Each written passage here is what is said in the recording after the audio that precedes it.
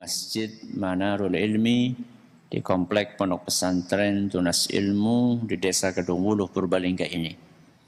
Kita berharap semoga Allah Subhanahu wa taala berkenan untuk melimpahkan kepada kita semuanya ilmu yang bermanfaat sehingga bisa kita amalkan sebagai bekal untuk menghadap kepada Allah Jalla wa Ala. Amin. Salawat dan salam semoga senantiasa tercurahkan kepada junjungan kita Nabi Agung Muhammad sallallahu alaihi wasallam, kepada keluarganya, sahabatnya dan umatnya yang setia mengikuti tuntunannya hingga di akhir nanti. Ibu-ibu sekalian yang kami hormati dan juga segenap pendengar serta pemirsa yang semoga senantiasa dirahmati oleh Allah Azza wa Jalla. Alhamdulillah kita bisa kembali mengikuti pembahasan tentang fikih, doa dan zikir. Kali ini kita memasuki serial nomor 173 dengan mengangkat tema bacaan zikir pagi, bagian yang pertama. Kalau jamaah sekalian masih ingat, pembahasan kita pada pertemuan sebelumnya adalah bacaan zikir pagi dan petang, bagian yang ke-15. Jadi kalau di pertemuan-pertemuan sebelumnya kita membahas tentang bacaan yang dibaca di dua waktu. Di pagi ya dibaca, di sore ya dibaca. Itu ada sekitar 15 bacaan. Nah, kalau pada kesempatan kali ini kita akan mengkaji bacaan yang khusus dibaca hanya di pagi hari saja. Kalau ini sudah selesai, nanti kita akan membahas bacaan yang dibaca hanya di sore hari saja. Jadi kita bagi menjadi 3 jenis bacaan zikir. Ada bacaan yang dibaca di pagi dan sore. Kemudian jenis yang kedua, ada bacaan yang dibaca hanya di pagi saja. Dan nanti bagian yang ketiga ada bacaan yang dibaca hanya di sore hari saja. Nah, kali ini kita akan membahas bacaan yang hanya dibaca di pagi hari saja. Yang pertama cukup panjang ya. Ini bacaan dibaca, wirid ini dibaca 1 kali saja di pagi hari. Apa bacaannya?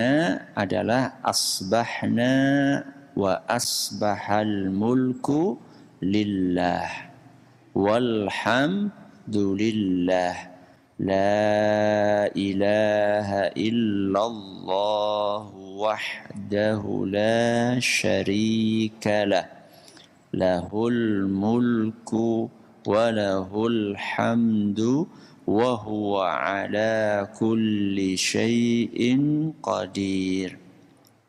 Rabbi as'aluka khaira ma fi hadzal yawm wa khaira ma ba'dah wa a'udzu bika min syarri ma fi hadzal yawm wa syarri ma ba'dah.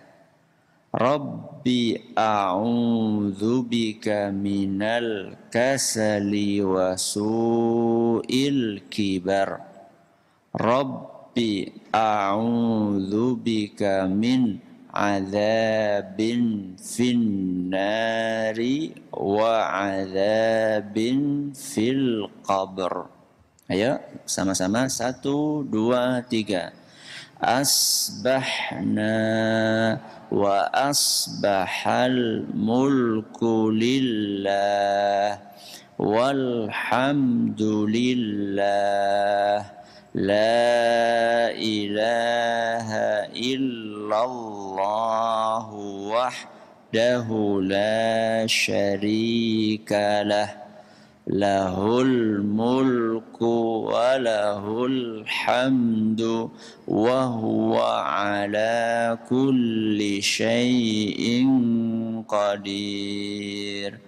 Rabbi as'aluka khaira ma fi hadzal yawm wa khaira ma ba'dah wa a'udzu bika min syarri ma fi hadzal yawm wa syarri ma ba'dah Rabbi a'udzu bika minal kasali wa su'il kibar Rabbi a'udzu bika min adzabin finnari wa adzabin fil qabr. Sampun hafal, Bu? Panjang ya. Ya, kalau memang belum hafal, enggak apa-apa, sambil baca.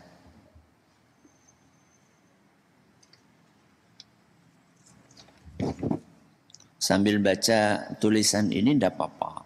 Kalau memang belum hafal. Tapi biasanya kalau rutin dibaca, walaupun hanya pakai kertas, nanti otomatis lama-lama nopo akan hafal sendiri. Yang penting syaratnya harus nopo rutin. Ya. Kalau nggak pernah dibaca ya, walaupun sudah hafal bakalan lupa. Ya, kalau belum hafal, asal rutin, lama-lama akan hafal. Sebaliknya kalau pernah hafal tapi nggak pernah dipraktikkan, itu akan hilang. Ya. Baik, apa terjemahan dari bacaan ini? Asbahna wa asbahal mulku lillah. Kami telah memasuki waktu pagi. Dan kekuasaan hanya milik Allah. Walhamdulillah, segala puji bagi Allah. La ilaha illallah wahdahu la syarikalah. Tidak ada Tuhan yang berhak disembah kecuali hanya Allah saja. Tidak ada sekutu baginya. Lahul mulku walahul hamdu wa huwa ala kulli syai'in qadir. Hanya miliknya lah kekuasaan dan pujian. Dia maha mampu atas segala sesuatu. Rabbi as'aluka khaira ma fi hadzal yaum. Wahai Rabbku, aku memohon kepadamu kebaikan yang ada di hari ini dan setelahnya. Wa khairu ma ba'dah, dan kebaikan setelahnya. Wa a'udzu bika min syarri ma fi hadzal yaum wa syarri ma ba'dah. Dan aku juga mohon perlindungan kepadamu dari keburukan yang ada di hari ini dan setelahnya. Rabbi a'udzu bika minal kasali wa su'il kibar.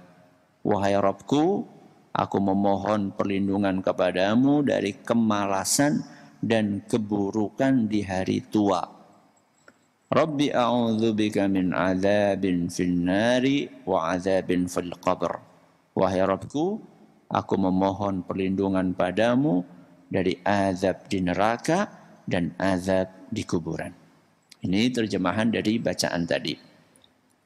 Adapun dalil yang melandasinya adalah hadis yang diriwayatkan oleh Imam Muslim dari sahabat beliau Abdullah ibnu Mas'ud radhiyallahu anhu. Beliau menjelaskan bahwa Rasulullah sallallahu alaihi wasallam apabila memasuki waktu pagi, maka beliau membaca wirid atau doa yang barusan sudah kita dengarkan.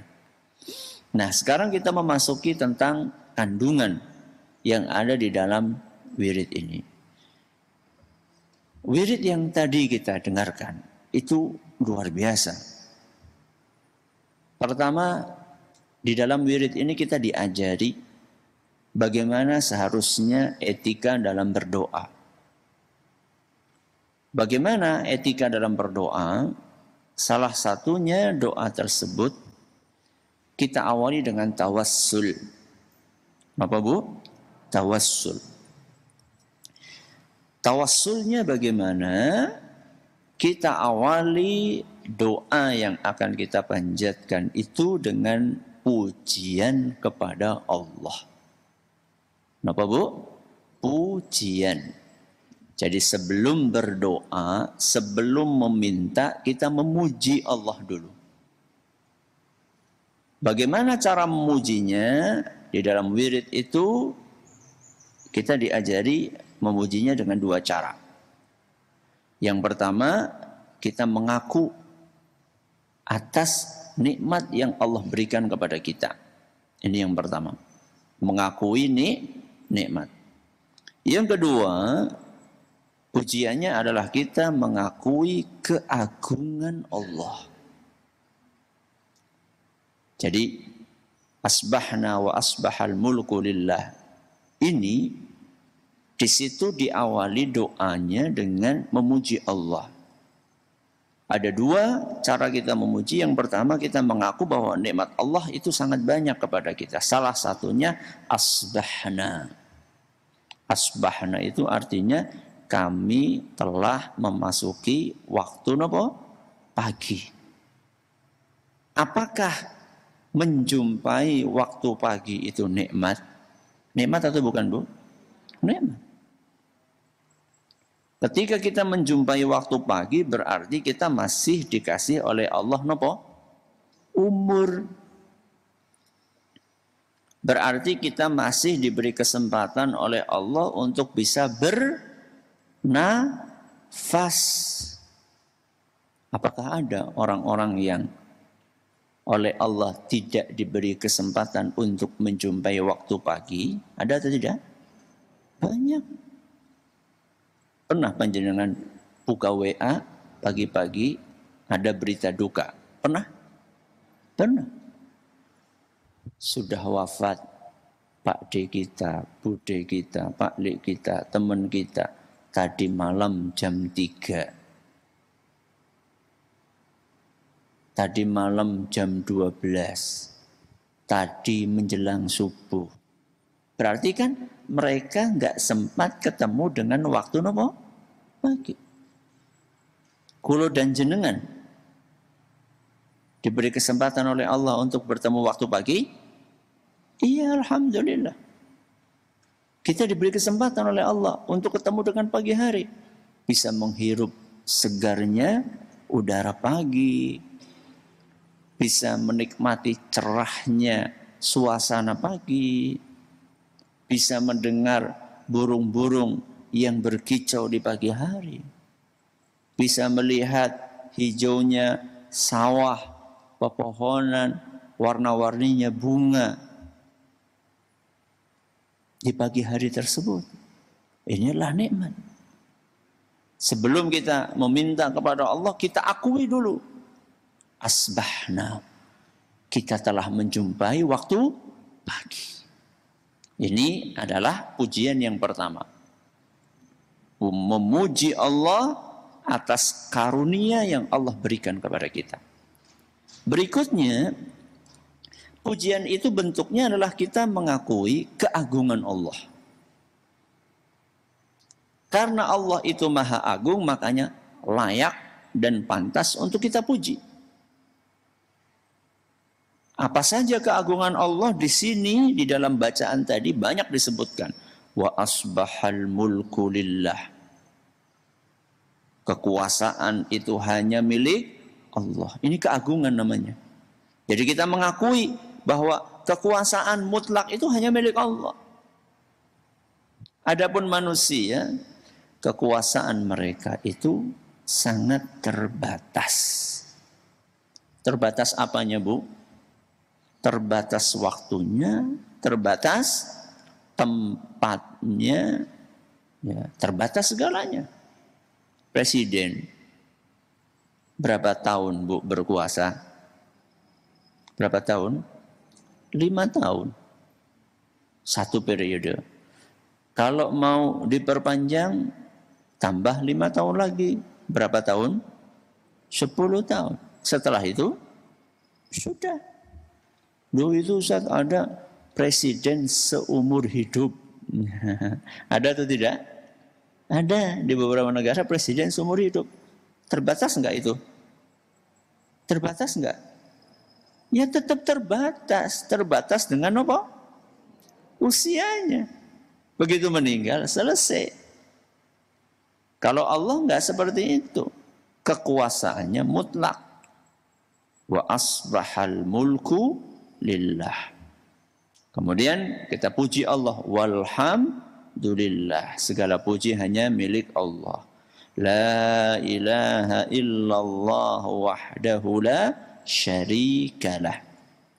Ini pengakuan kita atas keagungan Allah berikutnya. Tidak ada yang berhak untuk disembah kecuali hanya Allah. Kita mengaku hal tersebut. Kita berikrar. Keagungan Allah terwujudkan bahwa tidak ada satupun yang berhak disembah. Tidak ada satupun yang berhak diibadahi kecuali hanya siapa? Allah. Lahul mulku wa lahul hamdu wa huwa ala kulli syai'in qadir. Setelah itu kita tegaskan kembali, lahul mulku, kekuasaan hanya milik Allah. Wa lahul hamdu, pujian hanya milik Allah. Wa huwa ala kulli syai'in qadir. Dan Allah maha mampu atas segala sesuatu. Berbeda dengan manusia yang kemampuannya sangat terbatas. Kalau Allah Subhanahu wa taala kemampuannya sempurna. Allah mampu untuk berbuat apapun. Sedangkan manusia kemampuannya untuk berbuat sangat terbatas. Apapun yang dikehendaki Allah, Allah mampu untuk mewujudkannya. Sudah, ini namanya pujian. Jadi dari awal asbahna sampai wa huwa ala kulli syai'in qadir, kita belum minta apa-apa. Kita baru memuji. Ini yang namanya tawassul. Tawassul kepada Allah, mengawali doa kita dengan memuji Allah. Ya, pujiannya tadi sudah kita sebutkan. Yang pertama adalah mengakui napa wau Bu? Nikmat. Yang kedua mengakui keagungan Allah. Nah, setelah kita memuji Allah, baru kita meminta. Itu namanya etika. Orang ucuk-ucuk, ya Allah, aku njaluk kiye. Bukan seperti itu. Beretikalah kepada Allah. Kalau sama manusia saja kita diajari untuk beretika, masa sama Allah tidak beretika? Kok enggak sopan banget sih? Ya. Apa yang kita minta kepada Allah? Rabbi as'aluka khaira ma fi hadzal yaum wa khaira ma ba'dah. Ya Allah, aku memohon kepadamu kebaikan. Kenapa Bu? Kebaikan. Ini yang pertama kita minta. Aku mohon kepadamu ya Allah kebaikan. Fi hadzal yaum, yang ada di hari ini. Wa khaira ma ba'dah, dan kebaikan yang ada sesudahnya. Sesudahnya berarti kapan Bu? Besok. Kapan lagi Bu? Kapan lagi? Besoknya lagi. Kapan lagi? Besoknya lagi. Ya. Jadi kita minta kepada Allah kebaikan. Ini yang pertama. Nanti kita akan lanjutkan yang kedua. Nah, kebaikan yang kita minta itu apa? Apa Bu? Kebaikan dunia apa akhirat? Dua-duanya. Ya. Kebaikan yang bersifat duniawi maupun kebaikan yang sifatnya ukhrawi. Ya. Itu yang kita minta kepada Allah. Jadi ketika kita membaca doa ini, Rabbi as'aluka khaira ma fi hadzal yaum, ya Allah aku mohon kepadamu kebaikan yang ada di hari ini. Kita baca doa ini, seluruh kebaikan yang diimpikan oleh manusia, yang diinginkan oleh manusia, semuanya sudah include masuk ke dalam doa ini. Itu luar biasa. Ya. Jadi sekali kita membaca Rabbi as'aluka khaira ma fi hadzal yaum, aku mohon kebaikan yang ada dalam hari ini, itu semua kebaikan yang diminta oleh manusia itu masuk semuanya di situ. Kebaikan yang sifatnya duniawi, contohnya rezeki yang halal nopo banyak? Halal nopo banyak? Dua-duanya. Ya. Rezeki yang halal, yang berkah, itu masuk sudah. Ya. Apalagi Ustaz, selain rezeki, kesehatan. Ya. Jadi ketika kita meminta kebaikan di hari ini, itu sudah masuk ke dalamnya. Rezeki yang halal, kesehatan tubuh, apalagi keharmonisan rumah tangga. Jangan-jangan keluarga atau suami istri yang bendina, napa? Tukaran, ya. Setiap hari cekcok. Jangan-jangan dia nggak baca zikir ini, ya. Atau baca tapi cuma di mana? Cuma di lisan, nggak sampai diresapi isinya. Ya. Termasuk mungkin ada di antara anak kita yang susah diatur. Kon ngaji angel banget, kon dolanan HP sregep banget. Suruh ngaji susahnya minta ampun, pengennya mainan HP terus. Jangan-jangan sebelum atau di pagi hari kita nggak baca doa tersebut. Anak yang nurut itu termasuk kebaikan. Ya. Suami yang penyayang kepada istrinya itu juga termasuk kebaikan. Istri yang nurut kepada suaminya itu juga termasuk kebaikan. Itu semua, Bu, masuk Rabbi as'aluka khaira ma fi hadzal yaum.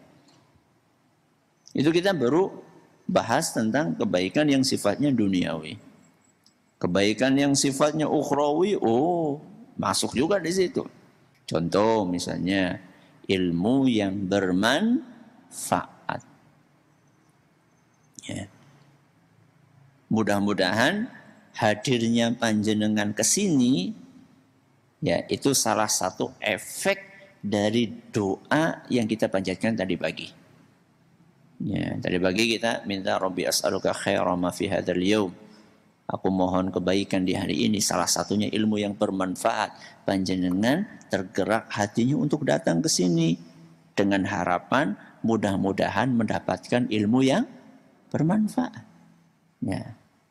Ilmu yang mendekatkan kita kepada Allah. Jadi harapannya setelah panjenengan hadir pengajian ini merasa semakin dekat dengan Allah. Itu contoh kebaikan yang sifatnya ukhrawi. Ilmu yang bermanfaat. Kebaikan yang sifatnya ukhrawi, apalagi contohnya? Contohnya adalah semangat untuk beribadah. Semangat untuk beramal. Itu kebaikan yang sifatnya ukhrawi. Ya. Kangen terus pengen buka Al-Quran, baca Al-Quran. Itu namanya semangat. Ya. Kangen hari ini belum sedekah, pengen bersedekah. Ya. Selalu menunggu-nunggu kapan azan dikumandangkan. Begitu azan dikumandangkan, rasanya maknyes, seneng gitu. Begitu waktu sholat itu datang. Bukan malah sebaliknya. Wah, zuhur maning. Nembe bubu sedela, wis azan maning, asar. Ya. Enggak seperti itu. Jadi kebaikan itu adalah ketika kita bersemangat untuk menjalankan ibadah, bersemangat untuk beramal, bersemangat untuk melayani suami, bersemangat untuk mendidik istri, bersemangat untuk mendidik anak. Itulah kebaikan. Ya, ini yang pertama. Rabbi as'aluka khaira ma fi hadzal yaum wa khaira ma ba'dah. Ini permintaan yang pertama, yaitu meminta kebaikan. Oke, sekarang kita pindah. Apa permintaan yang kedua? Wa a'udzubika min syarri ma fi hadzal yaum wa syarri ma ba'dah. Dan aku memohon, ini yang kedua Bu, memohon perlindungan dari keburukan yang ada di hari ini dan setelahnya. Jadi yang pertama meminta kebaikan, yang kedua apa Bu? Mohon perlindungan dari keburukan. Keburukan itu kebalikannya apa? Kebaikan. Jadi secara garis besar doa-doa kita itu antara dua. Yang pertama minta kebaikan, yang kedua mohon perlindungan dari keburukan. Hampir rata-rata doa itu isinya itu. Semua doa yang paling gampang lah, yang biasa disilakan dengan doa sapu jagat. Apa bunyinya? Rabbana atina fid dunya hasanah. Terus wa fil akhirati hasanah wa qina adzabannar. Rabbana atina fid dunya hasanah. Ya Allah, karuniakanlah kepada kami kebaikan di mana? Di dunia. Wa fil akhirati hasanah. Kebaikan di akhirat. Wa qina adzabannar. Lindungi kami dari siksaan neraka. Coba perhatikan Bu, doa Rabbana atina itu isinya apa Bu? Dua. Apa? Minta kebaikan, mohon perlindungan dari keburukan. Ya. Minta kebaikan di dunia dan di akhirat, mohon perlindungan dari keburukan. Wa qina adzabannar. Itu kan mohon perlindungan dari siksa neraka, itu keburukan. Ya. Nah, sebagaimana kebaikan yang kita minta itu sifatnya umum, begitu pula keburukan.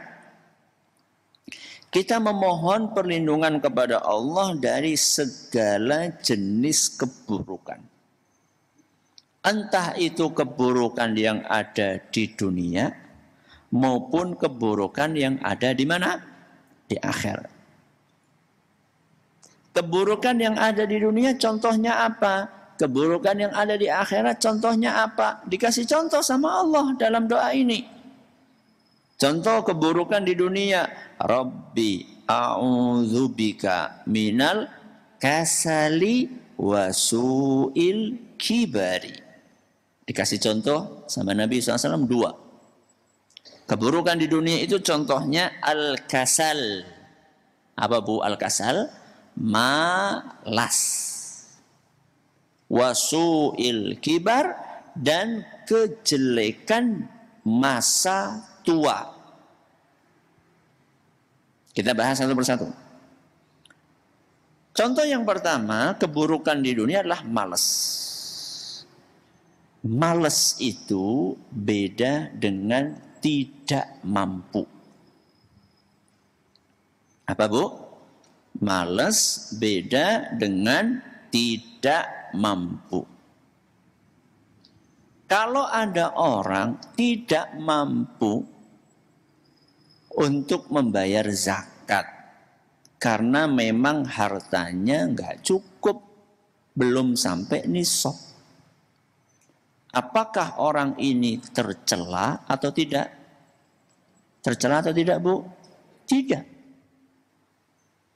Tapi kalau ada orang duitnya banyak, melebihi nisab, tapi dia tidak keluarkan zakat karena males. Tercela atau tidak? Tercela. Padahal si A maupun si B sama-sama tidak mengeluarkan zakat.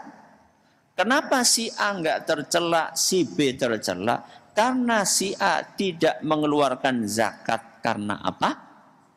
Tidak mampu. Si B tidak mengeluarkan zakat karena malas. Oke. Salat. Apa Bu? Salat. Si A salatnya sambil duduk. Kenapa? Karena dia lagi sakit. Nggak bisa berdiri. Tercela atau tidak? Tercela atau tidak? Tidak. Kenapa tidak tercela? Karena dia tidak berdiri saat sholat duhur dikarenakan tidak mampu. Si B sholat duhurnya sambil duduk. Kenapa? Malas. Bisa berdiri? Bisa. Tercela atau tidak? Tercela. Coba perhatikan, si A maupun si B sama-sama sholatnya sambil duduk. Kenapa si A tidak tercela, si B tercela? Karena si A sholatnya sambil duduk karena alasan tidak mampu. Sedangkan si B sholat sambil duduk karena apa tadi? Malas. Jadi malas itu penyakit. Bu, sudah berapa juz hari ini?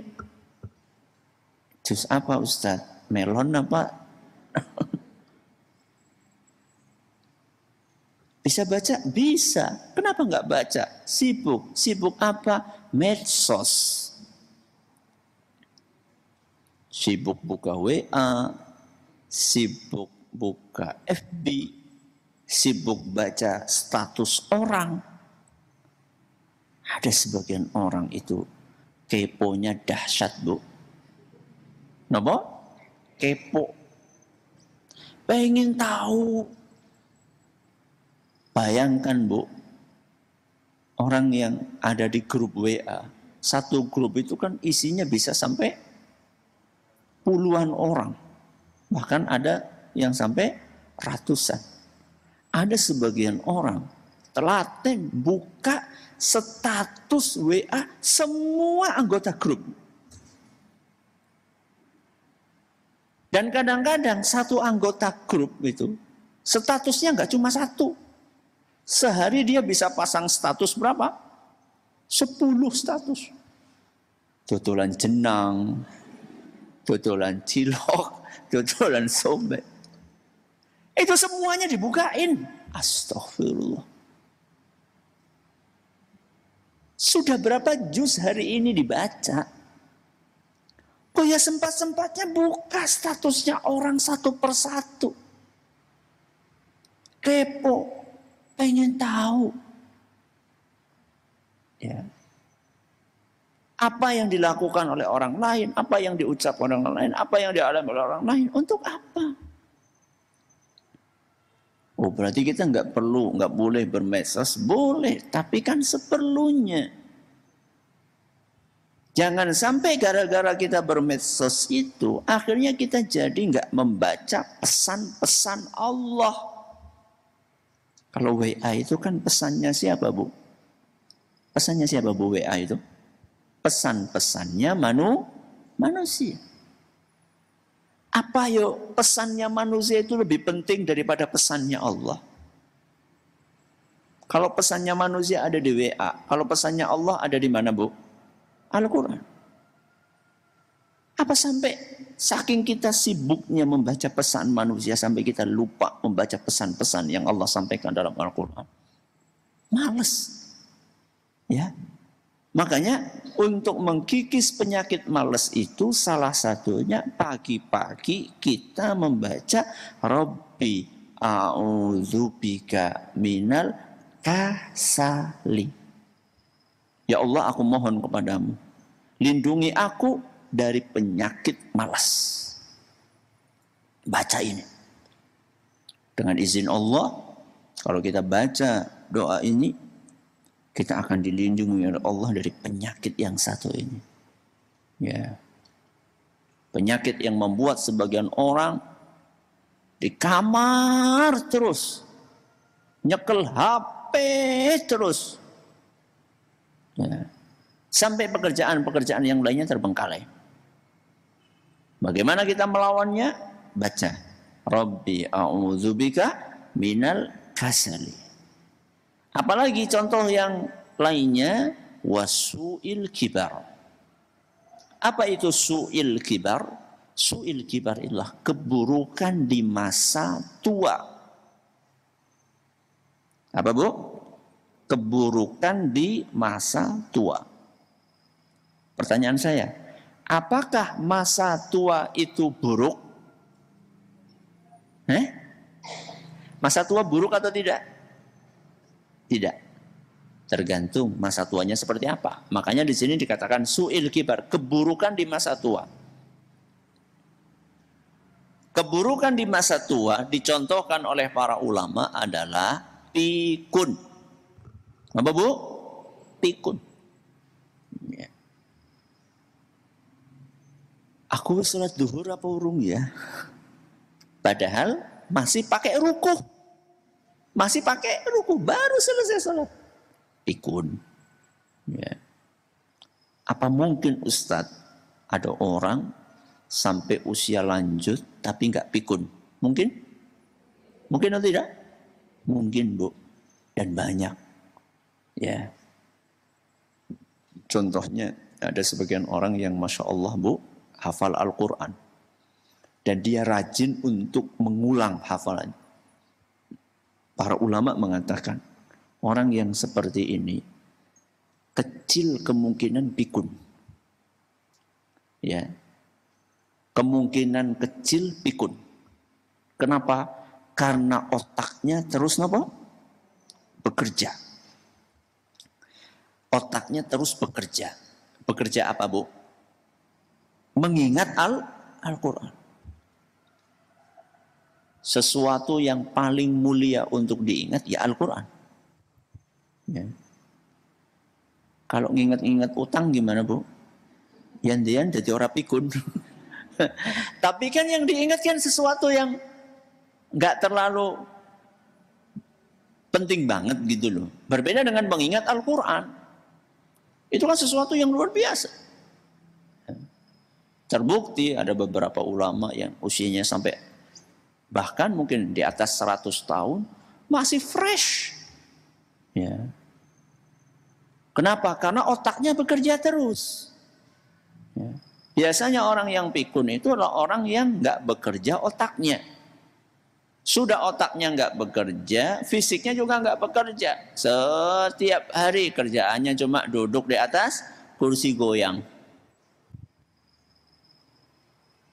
Di mana? Di depan, di halaman rumah. Ngapain? Ngitung jumlah mobil yang lewat. Bengong. Gak ngapa-ngapain. Wajar kalau misalnya dia pikun. Contoh yang lain apa? Keburukan di masa tua. Disebut para ulama muncul sifat kekanaan. Ya. Maaf ya, kadang-kadang ada sebagian orang tua kalau sudah sepuh gitu, nggak tahu lagi dia buang air di mana. Bisa buang air di ruang tamu, bisa buang air di kasur, bisa buang air di sini, sudah. Itu keburukan di masa tua. Ya. Contohnya apa lagi? Emosian. Ya, gampang banget nopo? Marah, sangat sensitif. Kalau panjenengan pengen terhindar dari itu semua, dari sekarang baca doa ini. Rabbi a'udzubika minal kasali wa su'il kibar. Kita pengen Pak Bu, di masa tua kita tidak merepotkan orang lain. Pengen mboten? Pengen. Ya. Bahkan ada di beberapa riwayat doa kita memohon agar ausa'a rizki inda kibari sinni. Kita mohon kepada Allah agar rizki kita puncak lancarnya itu justru ketika sedang tua. Ya, ada salah satu doa yang bunyinya seperti itu. Ya Allah, aku mohon kepadamu agar rizkiku justru lancar-lancarnya ketika aku sedang tua. Sehingga nggak jadi beban orang lain. Ya, rezeki tetap ada. Loh, berarti harus jadi PNS dong. Ya nggak harus lah. Ya, nggak harus. Ya tapi kan dapat pensiunan. Emang yang dapat pensiunan cuma PNS saja. Ya, kalau jadi PNS alhamdulillah. Kalau nggak jadi PNS juga tidak masalah. Ya, punya tabungan untuk masa tua. Ya, termasuk tabungan itu anak-anak kita. Anak-anak kita itu tabungan kita. Maksudnya anak-anak yang pengertian. Ya, anak-anak yang pengertian itulah anak-anak yang peduli kepada orang tuanya tanpa orang tuanya harus nopo minta. Itu anak yang peduli. Anak yang kurang ajar, nun sewu nggih. Anak yang kurang ajar itu adalah anak yang berkecukupan, orang tuanya butuh duit sampai ngutang kepada anaknya. Ini kurang ajar anak ini. Ya, saya ulangi lagi, saking jengkelnya saya. Ya, ini anak yang kurang ajar. Kok bisa-bisanya ayah ibunya harus ngutang? Kok butuh kok ngutang kepada anaknya? Kamu dan hartamu milik orang tuamu. Kata Rasulullah SAW, anta wa maluka li abika. Kamu, le, do, dan hartamu itu milik orang tuamu. Jadi bukan hanya hartamu saja. Fisikmu, tubuhmu itu loh milik orang tuamu. Kok bisa-bisanya orang tua itu akad kepada anaknya itu ngutang. Udah kayak gitu minta nagih-nagih sama Pak, utang yang kemarin mana? Sudah minta lagi sekarang. Astagfirullahaladzim. Ya, jangan sampai seperti itu. Udah. Sekarang kita pindah. Kalau tadi itu kan keburukan di masa tua. Sekarang kita pindah keburukan di akhirat. Apa itu contohnya? Rabbi a'udzubika min adzabin finnari wa adzabin fil qabri. Ya. Keburukan di masa tua, keburukan di akhirat adalah contohnya azab neraka dan azab kubur. Ya, jadi ada azab kubur, ada azab neraka. Azab kubur itu termasuk juga keburukan di akhirat. Karena begitu orang meninggal, dia sudah berpindah alam, bukan alam dunia lagi, dia sudah pindah ke alam akhirat. Walaupun itu baru awalnya yang biasa diserahkan dengan alam barzakh. Ya, ini adalah doa yang diajarkan oleh Nabi kita Muhammad sallallahu alaihi wasallam. Mudah-mudahan bisa kita amalkan, kita praktekkan secara rutin insya Allah. Sebelum kita dengarkan pertanyaan, saya ingin menyampaikan revisi dari jawaban salah satu pertanyaan yang di pekan lalu ditanyakan ke kami, yaitu tentang bagaimana hukumnya seorang ibu yang menggendong anaknya sedangkan anaknya pakai popok, ya pas sholat ya, anaknya pakai popok dan ada pipis di popoknya itu, apakah boleh atau tidak? Saat itu saya jawab selama tidak rembes maka boleh. Itu adalah pendapat sebagian ulama. Setelah kami baca-baca lagi, kemudian juga ada salah satu kawan sesama dai yang mengingatkan, kami nyatakan bahwa pendapat itu adalah pendapat yang lemah. Adapun pendapat yang lebih kuat adalah pendapat yang mengatakan tidak boleh. Tidak boleh seorang seseorang, baik ibu maupun bapak, menggendong anaknya yang pakai popok saat sholat dan dia tahu di popoknya ada pipis. Itu nggak boleh. Ya, ini adalah pendapat mayoritas ulama. Kalau tadi pendapat sebagian ulama Syafi'iyah. Kalau ini pendapat mayoritas ulama. Ya, mereka berdalilkan dengan kejadian di zaman Nabi SAW ketika Nabi SAW sholat, beliau melepas sandalnya. Tengah-tengah nopo? Sholat. Berarti beliau mengawali sholatnya dengan pakai sandal. Kemudian tengah-tengah sholat, beliau melepas sandalnya. Ternyata beliau dapat wahyu dari Allah melalui malaikat Jibril bahwa di sandalnya itu ada najisnya. Ada nopo? Najisnya. Berarti itu menunjukkan bahwa sesuatu yang najis nggak boleh dibawa ketika sholat. Ya, maka para ulama memfatwakan nggak boleh jenengan kalau tahu di popok itu ada pipisnya, ya anak itu sudah pipis di popoknya walaupun nggak rembes, tidak boleh waktu sholat Anda gendong. Terus bagaimana? Diletakkan, diletakkan, bukan digendong, diletakkan di samping. Kecuali kalau jenengan yakin ini popok masih baru, ya baru dipasang dan anak tadi sebelum sholat sudah pipis duluan, kemungkinan sampai waktu sholat anak ini enggak pipis berdasarkan kebiasaan yang biasa berjalan, maka itu enggak apa-apa digendong kalau kita yakin enggak ada pipis di dalam popok itu. Ini adalah revisi dan mohon maaf, saya memohon ampun kepada Allah atas kekeliruan dalam memberikan jawaban atas pertanyaan yang sudah ditanyakan pada pertemuan yang lalu. Masih ada sisa waktu dikit, bisa satu pertanyaan silakan. Baik, terima kasih Jazakallah khairan Ustaz atas materi yang telah disampaikan. Kami bacakan satu pertanyaan yang telah masuk dari pendengar dan juga pemirsa Roja Radio dan juga Roja TV. Datang dari Abdullah di Kota Palu. Bismillah, Assalamualaikum warahmatullahi wabarakatuh Ustaz. Waalaikumsalam. Apakah boleh membaca zikir pagi dan petang melalui HP karena belum hafal? Silakan Ustaz. Boleh, tidak apa-apa. Ya, baca zikir pagi petang, ya melalui HP, melalui buku, melalui kertas, tidak apa-apa. Ketika itu belum hafal. Justru itu salah satu kemudahan dari Allah yang layak untuk kita manfaatkan. Ya, mungkin kertas kayak gini mungkin lupa kan ya. Kalau HP kan insya Allah ibu-ibu nggak pada lupa kan. Ya, diisi tuh HP-nya dengan zikir pagi petang. Jadi kalau pas lupa, pas lagi perjalanan nggak bawa kertas kayak gini, kita bisa buka HP. Ya, silakan. Masih ada waktu lagi. Baik. Pertanyaan selanjutnya, Assalamualaikum warahmatullahi wabarakatuh. Waalaikumsalam warahmatullahi wabarakatuh. Ustadz, apakah melakukan zikir pagi dan petang boleh sambil melakukan aktivitas lain, mengingat padatnya aktivitas? Syukran Ustadz atas penjelasannya, jazakallah khairan. Pertama, boleh atau tidak? Kalau pertanyaannya boleh atau tidak, jawabannya boleh. Tapi kalau pertanyaannya afdol atau tidak, jawabannya ya lebih afdol tidak disambi, tidak bersamaan dengan aktivitas yang lainnya, agar lebih konsentrasi. Nah, kita dari tadi melakukan renungan kandungan seperti ini.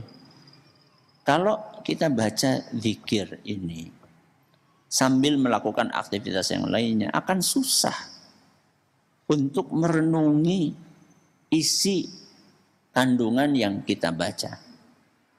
Jangankan merenungi, zikir yang ada jumlahnya saja 7 kali misalnya, atau 10 kali, atau 100 kali. Kalau disambi, itu angkanya bisa apa? Bisa keliru-keliru kan? Ya, itu udah berapa ya tadi ya? 3 apa 4 ya? Itu kalau disambi. Kalau sambil melakukan aktivitas yang lain itu seperti itu. Boro-boro mau merenungi kandungan. Jumlahnya saja kebalik-balik, kelewat-lewat. Ya. Jadi kalau afdolnya nggak disambi. Dan insya Allah nggak lama kok. Ya, baca zikir pagi itu paling berapa menit, Bu? Kalau yang sudah lancar 5 menit, ya, yang masih awal-awal mungkin 15 menit, 20 menit, enggak lama. Ya. Tapi apakah boleh, Ustaz? Boleh. Yang penting aktivitasnya itu memang aktivitas yang tidak menguras pikiran. Maksudnya itu aktivitas yang masih bisa kita pecahkan konsentrasi kita. Ya, ada aktivitas yang kita nggak bisa karena sama-sama mikir. Ya, contohnya adalah misalnya sambil zikir pagi sambil nonton film. Ya nggak bisa lah. Ya, karena kita lagi mikir nonton film, kan nggak mungkin dicampur sama zikir, sama-sama mikir. Aktivitas yang bisa dibarengkan dengan yang bisa dibarengkan dengan baca zikir, contohnya adalah kita jalan misalnya, sambil jalan kaki atau sambil masak bisa insya Allah. Tapi hati-hati, engko malah jukute arep gawe kopi, jukute apa? Uyah. Bukan gula. Ya tetap ada mikirnya, tapi kan mikirnya nggak seperti aktivitas yang betul-betul menguras pikiran. Ini yang bisa kami sampaikan pada kesempatan kali ini. Mudah-mudahan apa yang kita pelajari bermanfaat buat kita semuanya. Kita akhiri dengan doa kafaratul majlis. Subhanakallahumma wa bihamdika asyhadu an la ilaha illa anta astaghfiruka wa atubu ilaik. Assalamualaikum warahmatullahi wabarakatuh.